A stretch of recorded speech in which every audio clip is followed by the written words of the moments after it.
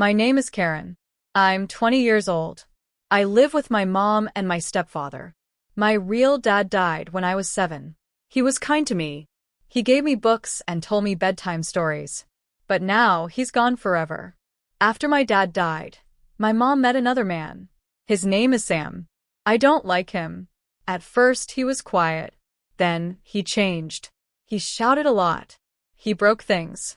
Sometimes he looked at me in a strange way that made me feel uncomfortable. One night, I was reading a book in my room. Sam came in and closed the door.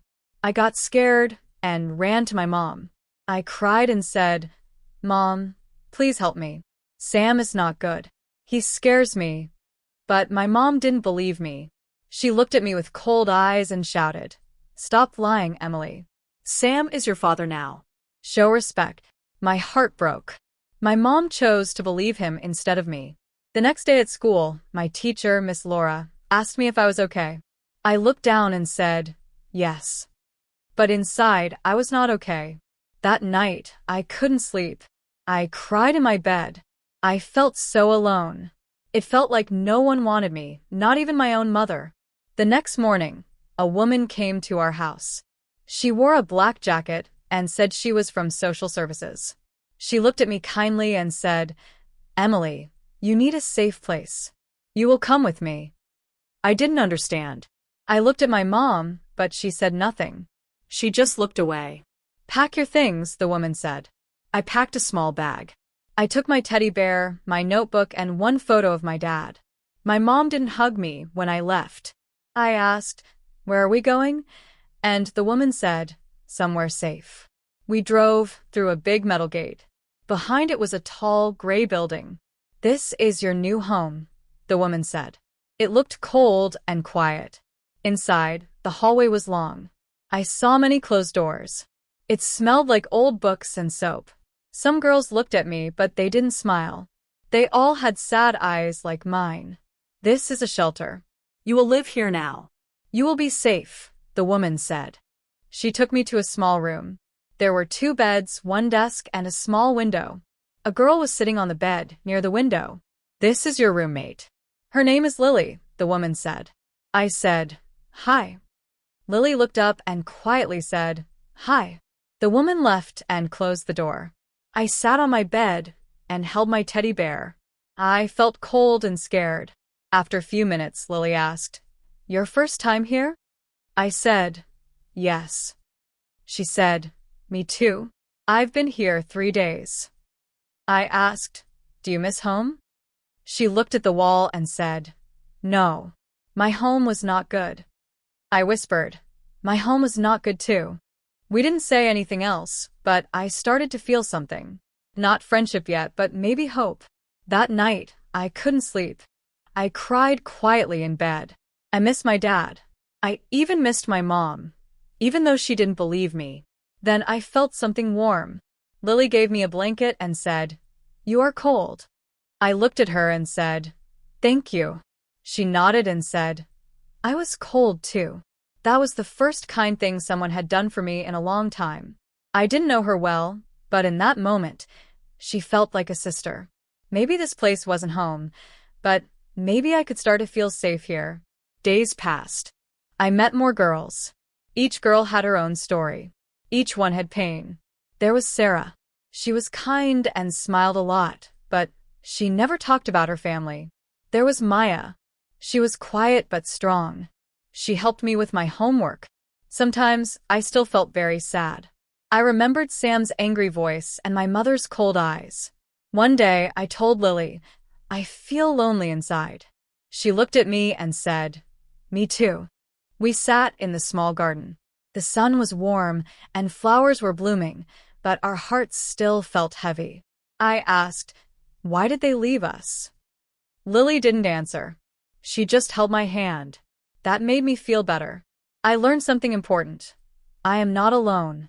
The girls in the shelter started to feel like family. We shared stories, tears, and smiles. I still miss my real home, but now I wanted to be strong. I wanted to feel happy again. One night, I wrote in my notebook, "I will be brave. I will find love and hope." One morning, Miss Laura, my teacher, came to visit. When I saw her, my eyes filled with tears. Emily, she said softly, I missed you. I ran to her and hugged her. She smelled like books and flowers, just like before. She asked, Are you okay here? I nodded and said, Yes. It's not home, but it's safe. She smiled and said, That's good. You are very brave. Later, she gave me a red notebook. This is for writing, she said. Write your heart. That night, I wrote a letter to my dad. Dear Dad, I miss you. I wish you were here. Mom doesn't love me anymore. She chose him. He hurt me. I was scared. But now I'm safe. There's a girl here named Lily. She's kind. She understands me. Sometimes I feel sad. Sometimes I feel strong. I remember your voice. You told me, Emily, never be afraid to speak the truth. I spoke the truth. No one believed me. But I'm still standing. Dad, I want to make you proud. I will be brave. I will be kind. I will be okay. Love, your little girl, Emily. I closed the notebook and hugged it.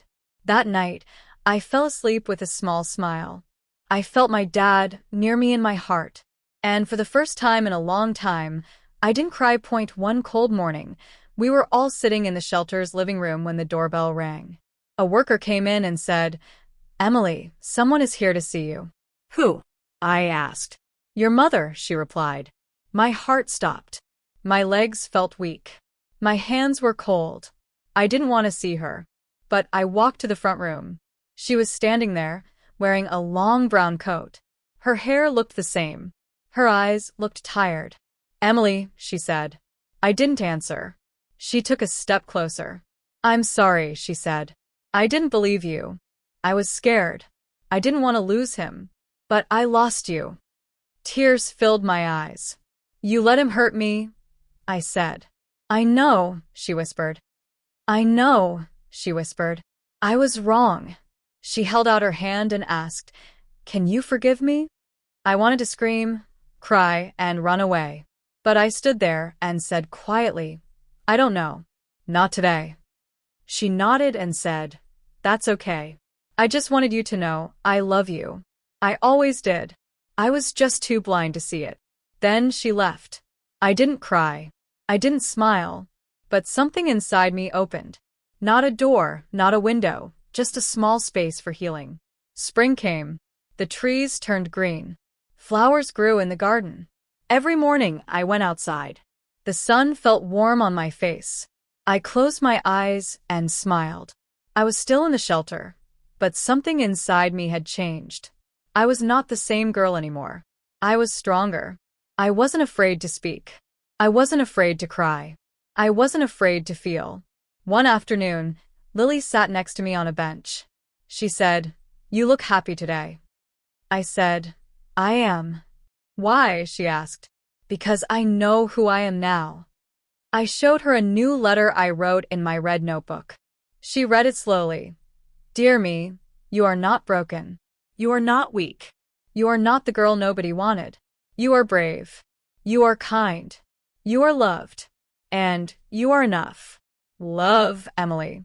Lily smiled and hugged me. That's beautiful, she said. I looked up at the sky. A bird flew high above us. Maybe one day I will leave this place. Maybe I will find a real home. But right now I have something more important. I have myself. I have my voice. And I will never be silent again. My story is not over. It's just beginning.